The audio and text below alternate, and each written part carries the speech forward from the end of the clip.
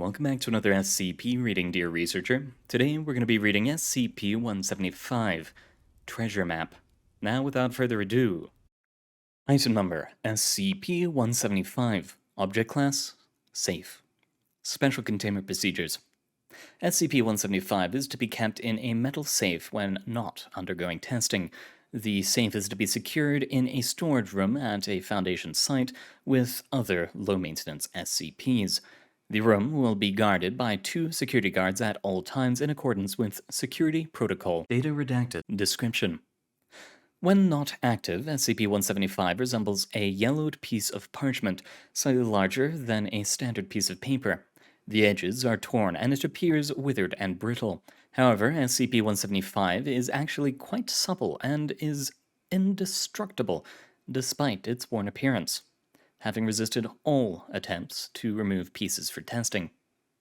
The more interesting properties of SCP-175 are revealed when moved in relative proximity to a buried object.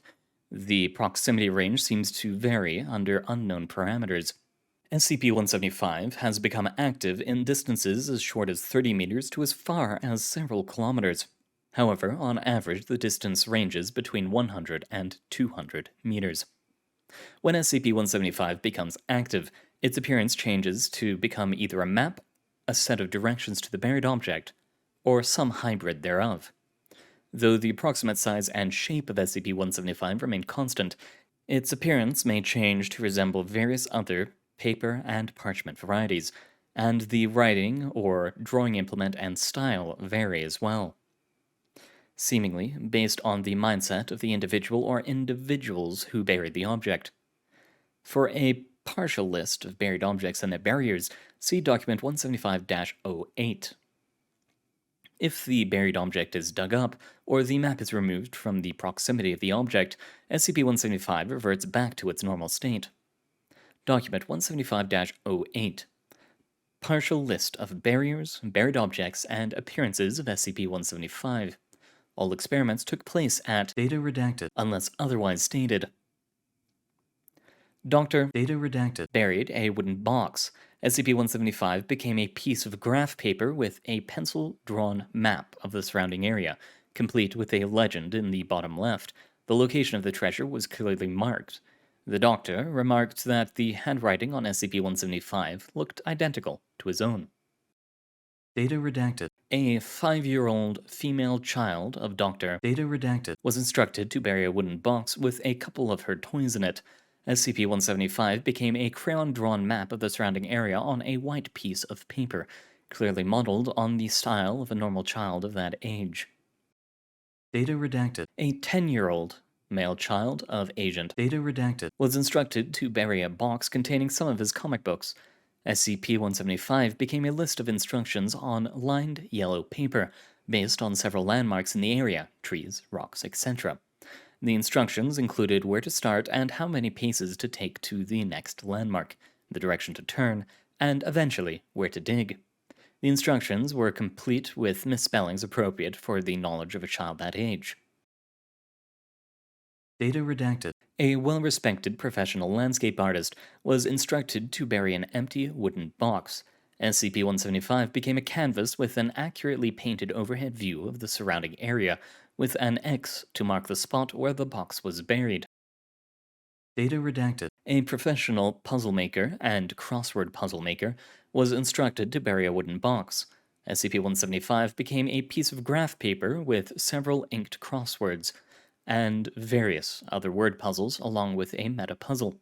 Solving the smaller puzzles was necessary to find the letters to solve the meta puzzle, which was a list of instructions for where to find the buried object. Agent Data Redacted, who remembered a box with various objects he had buried in his backyard at the age of 8, traveled with a research team to Data Redacted. SCP-175 became a pencil-drawn map of the surrounding area, along with labels that did not match his current handwriting, but did match his handwriting from papers his parents had kept that he had done at that age. Most remarkably, the map included several trees that had been cut down in the years since the box was buried.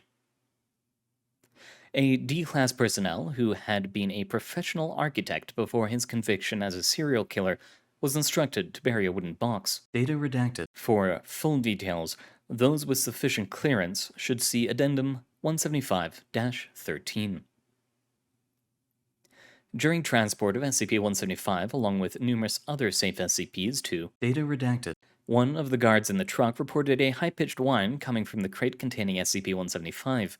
As per protocol, the truck was stopped and evacuated, and the nearest task force, Mobile Task Force Omega-7, Pandora's Box, was sent to investigate after being briefed on the contents of the crate.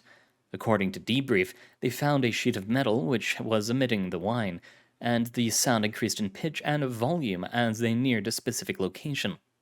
Digging in this area uncovered SCP, Data redacted. at which point the metal sheet reverted to the inactive state of SCP-175. Addendum 175-13. On Data redacted. a D-Class personnel who had been a professional architect prior to his conviction as a serial killer was instructed to bury a wooden box.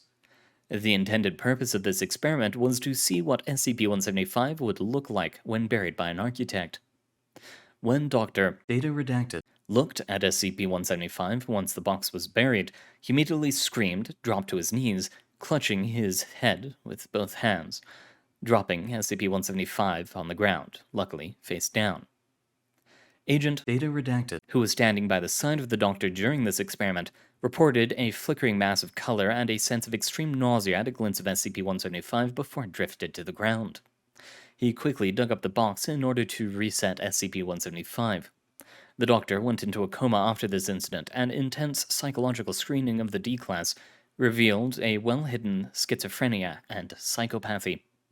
Since this experiment, strict protocol has been put in place to protect the mental health of researchers. A treasure map which will show you anything that's buried nearby. How interesting. I do wonder if it works on things that weren't buried by a person, but rather time, an object, or something else. Ah well. Thank you very much for coming, dear researchers. It has been an honor reading for you, and hopefully one of you will be able to use this to find yet another SCP out there. Thank you very much for coming, and good luck out there.